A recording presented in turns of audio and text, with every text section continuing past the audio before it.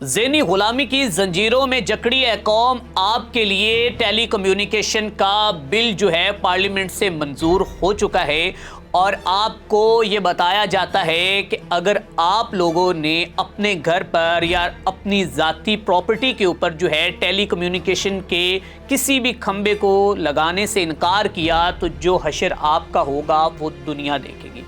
مثلاً کہ اگر آپ کے پاس 2 سے 3 بار نوٹسز بھیجے جائیں گے اور آپ کو یہ باور کروایا جائے گا کہ آپ کی جگہ کے اوپر جو ہے وہ ہم نے کھمبا لگانا ہے، اگر آپ نے انکار کیا تو 20-25 دنوں کے نوٹس کے بعد پھر جو ہے وہ آپ کو 5,000 روپے کا جرمانہ کیا جائے گا۔ جناب والا، یہ ارسطو سوچ کی مالک جو شیزہ فاطمہ خواجہ صاحبہ ہیں، انہوں نے یہ بل جو ہے وہ پارلیمنٹ سے منظور کروایا، اور انتہائی ڈٹھائی اور بے شرمی کے ساتھ انہوں نے شاہ زیب خانزادہ کے پروگرام میں آ کر اس بات کو پھر دوبارہ سے دہرایا، اور نہ کہ وہ اس بات میں اپولوجائز کرتی، یہ کہتی کہ ہم یہ جو ہے وہ ملک پاکستان کی عوام کے حق پر ڈاکہ ڈالیں گے۔ مطلب کہ اگر آپ ان کی پراپرٹی کے اوپر جا کر کوئی بھی کھمبا لگا دیتے ہیں، کوئی بھی آپ کسی پرائیویٹ سیکٹر کی کوئی چیز لگا دیتے اور اس پر قبضہ کرنے کی پوری کوشش کرتی ہیں، تو آپ خود اندازہ لگائیں کہ یہ کتنا غلط ہے۔ اب جناب والا سینئر صحافی نجم سیٹھی صاحب نے اس کے اوپر رد عمل دیتے ہوئے یہ کہا ہے کہ جب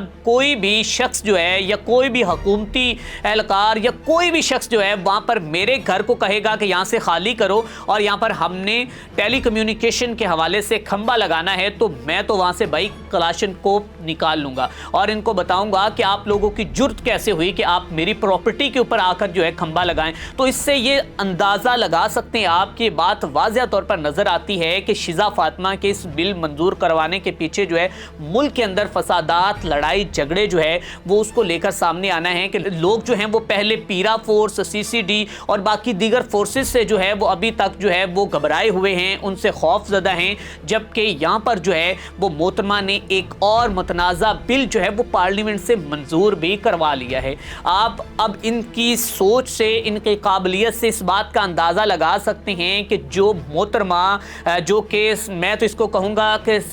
صدقاتی طور پر، خیراتی طور پر جو ہے یہ آ کر MNA اور یہ محترمہ جو ہیں MPS بنی ہیں، جیسے کہ سلمہ بٹ کی آپ بات کر لیں، ان کی بات کر لیں، تو یہ پھر ہمارے لیے ایسے قوانین کی امپلیمنٹیشن کرواتی ہیں کہ جس کو ہم سن کر جو ہے وہ حیران ہوتے ہیں، حیرت زدہ ہوتے ہیں کہ آخر ہمارے ساتھ ہو کیا رہا ہے۔ تو میں یہ کہوں گا کہ آپ لوگوں کے اوپر یہ ہونا ہے، کیونکہ جب کوئی قوم بے ضمیر ہو جاتی ہے، جب ان کا ضمیر مردہ ہو جاتا ہے، تو پھر وہ ایسے فیصلوں کے لیے تیار رہیں، اور جب وہ ذہنی غلامی کی زنجیروں میں جکڑے ہوئے ہوتے ہیں تو پھر ان کے اوپر کوئی بھی قانون لا کر لاگو کروایا جا سکتا ہے، کوئی بھی قانون کی امپلیمنٹیشن ان پر کروائی جا سکتی، کیونکہ انہوں نے اپنے حق کے لیے آواز نہیں اٹھانی، انہوں نے اپنے حق کے لیے جو ہے وہ ان سے سوال نہیں کرنا کہ آخر آپ لوگ کر کیا رہے ہیں۔ تو جناب والا، میں کہتا ہوں کہ آپ ایسے کریں کہ سبھی گھروں کے اوپر جو ہے وہ قبضہ کریں، اور جو ہوتا ہے آپ اس جنگل کے قانون کی طرح جو ہوتا ہے آپ سے کریں،